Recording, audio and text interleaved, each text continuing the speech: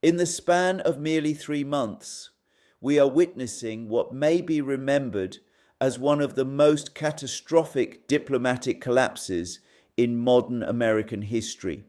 The question that confronts us today is not whether Donald Trump has squandered his greatest geopolitical opportunity, but rather how the reverberations of this failure will reshape the global order for decades to come. Consider this remarkable fact. Vladimir Putin, who once spoke warmly of potential cooperation with Trump, has now stopped mentioning the American president's name entirely in his public statements. When the leader of the world's largest nuclear power deliberately erases you from his vocabulary, you understand that something fundamental has shifted in the architecture of international relations. This is not merely diplomatic protocol or wounded pride we're observing. Putin's deliberate omission represents a calculated signal to the international community that Russia no longer views the United States as a reliable negotiating partner. For a leader who has spent decades mastering the subtle art of diplomatic messaging, such silence speaks louder than any formal denunciation could. But this silence tells a deeper story. What we're observing is not merely a personal falling out between two leaders, but the systematic dismantling of what could have been a historic realignment. The Alaska summit of August 2025, once hailed as a potential turning point, now appears as a monument to American diplomatic incompetence. To understand the magnitude of this failure, we must first examine what was actually achieved in Alaska and why its collapse represents such a monumental lost opportunity. According to Foreign Minister Sergei Lavrov's recent disclosures to the Russian news agency TASS, Putin and Trump did indeed reach a preliminary understanding. The framework was elegantly simple: Ukrainian withdrawal from Donbass in exchange for a Russian ceasefire in Zaporizhzhia and Kherson regions. This was, in essence, a modified version of the Istanbul negotiations plus Putin's June 2024 proposals. What makes this particularly significant is the timing. The Alaska meeting occurred at a moment when Russia was in a position of relative strength, but not yet dominant. Ukrainian forces were still relatively intact. European support remained substantial, and American military aid continued flowing. In other words, this was perhaps the last moment when the United States could have negotiated from something approaching parity rather than from a position of inevitable decline. The framework itself demonstrated remarkable Russian flexibility. Moscow was prepared to freeze significant territorial gains in the south, areas that provide crucial land bridges to Crimea and control over vital water resources. This suggests Putin genuinely believed he was dealing with an American administration capable of delivering on its commitments. Yet within weeks of this breakthrough, the entire edifice began to crumble. The Americans, apparently swayed by European protests and Zelensky's manipulative optimism about Ukrainian military prospects, began walking back their commitments. Storm Shadow missiles were authorized for deep strikes into Russia.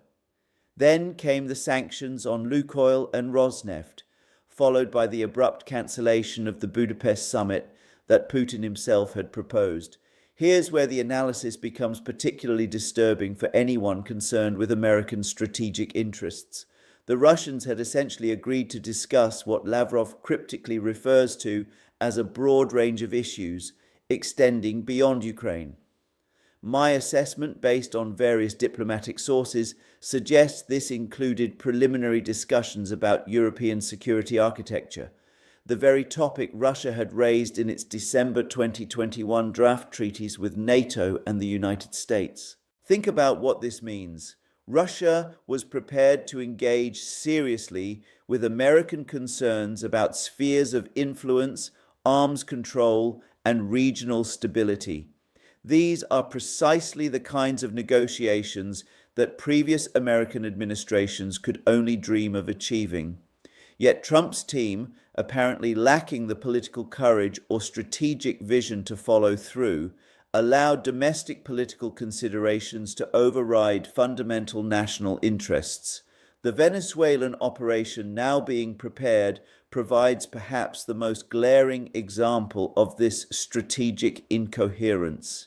Intelligence sources suggest 16,000 American troops are being positioned for what appears to be a regime change operation against Nicolas Maduro.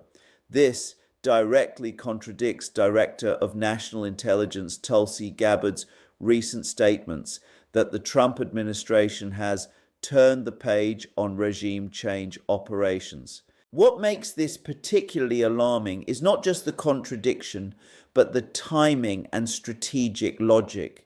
Venezuela sits atop the world's largest proven oil reserves, yet the country's infrastructure has been systematically degraded by years of sanctions and mismanagement. Any military intervention would likely face the same challenges that plagued American operations in Iraq and Libya. How do you rebuild a functioning state from the ruins of the one you've just destroyed? Moreover, this operation is being planned precisely as China has demonstrated its ability to outmaneuver American diplomacy in Asia. Beijing's recent success in the South Korean trade negotiations, where they essentially forced Washington to abandon key negotiating positions, shows that America's competitors are becoming increasingly confident in direct confrontation with American power. Starting another military adventure in Latin America while losing ground in Asia represents exactly the kind of strategic overextension that has characterized declining empires throughout history. The treatment of Hungarian Prime Minister Viktor Orban reveals perhaps the most personally damaging aspect of Trump's diplomatic approach. Orban, who risked his political standing in Europe by consistently supporting Trump throughout his political exile, has been systematically betrayed.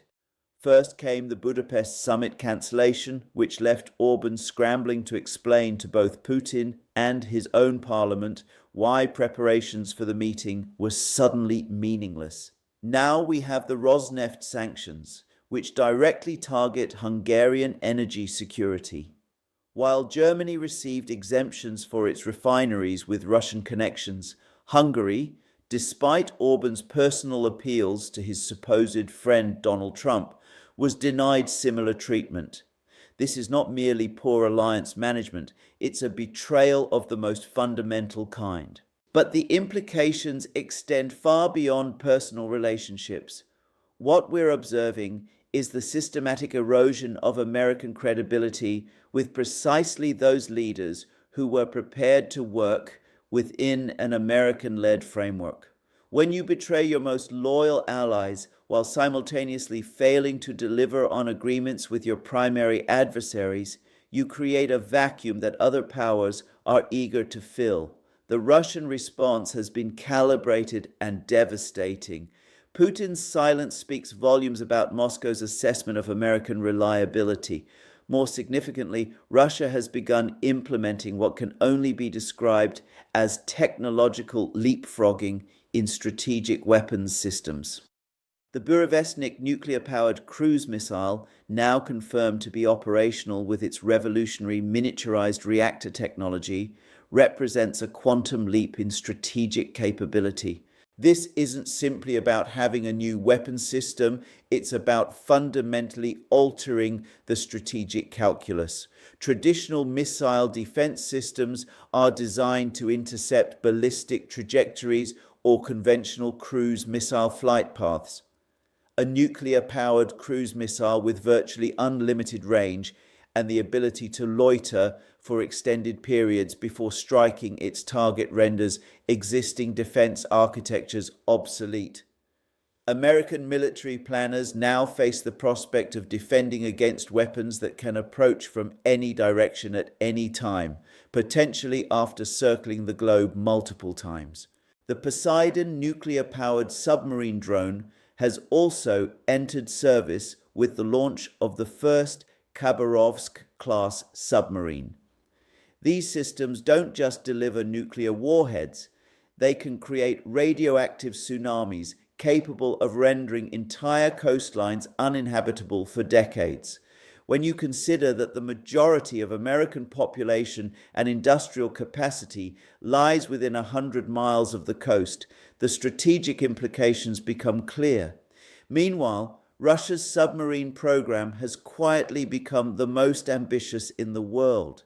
While American defense analysts obsess over aircraft carriers and fighter jets, Russia has been systematically building a submarine force that includes strategic ballistic missile submarines, advanced hunter-killers, and now these novel nuclear-powered systems that have no American equivalent. The economic dimensions of this failure are equally striking and perhaps more consequential in the long term. While Western media continues to publish fantasies about Russian economic collapse, the reality is precisely the opposite. Central Bank Governor Elvira Nabiullina recently outlined a remarkably optimistic economic trajectory for Russia. Inflation is under control, the period of economic overheating is ending, and growth is expected to accelerate in the second half of 2025. What's particularly noteworthy is that Russia has achieved this economic stability while simultaneously funding the largest military operations in Europe since World War II and absorbing the most comprehensive sanctions regime ever imposed on a major power. The Russian economy has not merely survived, it has adapted and in many sectors thrived. Domestic production has replaced Western imports, new supply chains have been established with Asian partners, and technological development has accelerated in areas where Western cooperation was previously taken for granted. This stands in stark contrast to the gathering economic problems in the United States, where consumer confidence is falling and recession warnings are multiplying. The Federal Reserve's interest rate policies have created asset bubbles that cannot be sustained indefinitely, while infrastructure decay and political dysfunction make productive investment increasingly difficult.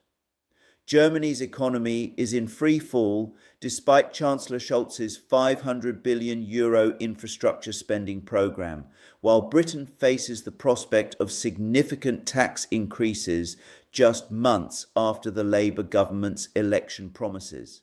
The European Union's attempt to cobble together €140 billion for Ukraine using Russian frozen assets as collateral has become a legal and political nightmare.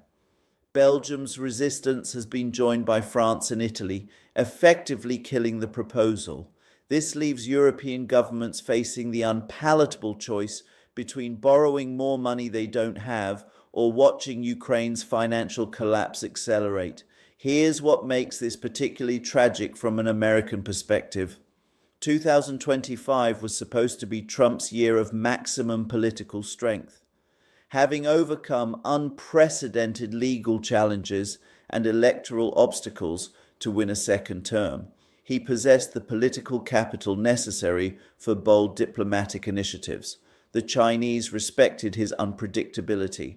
The Russians were prepared to negotiate seriously, and even traditional European allies were ready to consider new arrangements. Instead, we see an administration that appears to be stumbling from crisis to crisis without any coherent strategic framework. The neoconservatives who Trump supposedly defeated in 2016 appear to have captured key policy positions. Marco Rubio's State Department pursues the same failed policies that characterized the Bush and Obama administrations, while military planners prepare for exactly the kind of adventurism that Trump supporters believed they were voting against.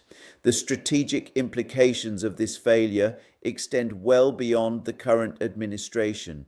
What we're witnessing is the acceleration of alternative power centers that no longer feel compelled to operate within American-dominated frameworks. China's Belt and Road Initiative continues expanding. Russia's partnerships with India, Iran, and other major powers are deepening, And even traditional American allies are beginning to hedge their bets. Perhaps most significantly, the failure to secure a Ukrainian settlement means that this conflict will continue consuming resources and attention that America desperately needs to focus on more fundamental challenges.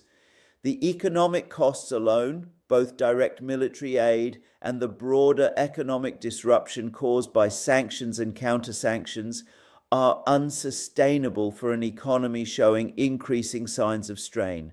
The military costs may prove even higher.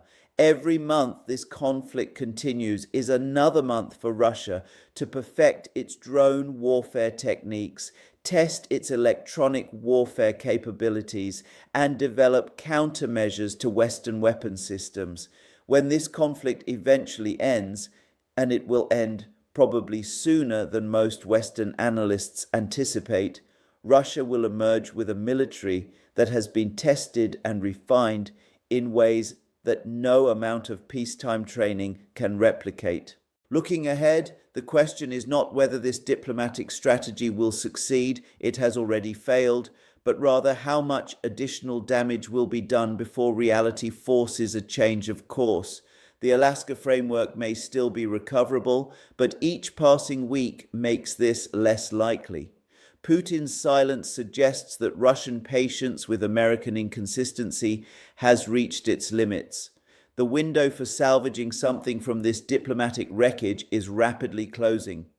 Military developments in Ukraine are accelerating, with Russian forces making systematic progress across multiple fronts. The Pokrovsk cauldron, where over 5,000 Ukrainian troops remain encircled, represents just one example of how battlefield realities are outpacing diplomatic possibilities. Each tactical victory strengthens Russia's negotiating position while weakening America's ability to offer meaningful concessions. More fundamentally, the credibility deficit created by these failures extends far beyond the immediate Ukraine question. When word spreads through diplomatic channels that America cannot deliver on agreements reached at the highest levels, every future negotiation becomes more difficult. Partners begin hedging their bets, adversaries become more aggressive, and the entire structure of American global influence begins to erode. The tragedy is that the elements of a successful strategy remain available. America still possesses enormous economic and military advantages. China still faces significant internal challenges that could be exploited through skillful diplomacy. Russia, despite its recent successes, still depends heavily on Chinese economic support and would prefer a more balanced relationship with the West. But strategy requires consistency, credibility, and the political courage to make difficult choices. What we see instead is an administration that appears to be governed by Twitter reactions and cable news cycles rather than any serious assessment of long-term American interests. The Venezuelan operation, if it proceeds, will provide the ultimate test of whether this administration has learned anything from its diplomatic failures. Another regime change adventure, particularly one that succeeds only in creating another failed state on America's doorstep, will confirm that the lessons of Iraq, Libya, and Afghanistan have been completely ignored. The stakes could not be higher. In an era where American global dominance is increasingly challenged by rising powers with coherent strategies and patient leadership, diplomatic incompetence is not just embarrassing, it's potentially catastrophic. The Alaska opportunity may not come again in our lifetime. What we're witnessing is not just the failure of one particular diplomatic initiative, but the systematic squandering of American strategic advantages accumulated over decades. The question now is whether anyone in Washington possesses the wisdom to recognize what has been lost and the courage to chart a different course before it's too late. The silence from Moscow suggests that time may already be running out.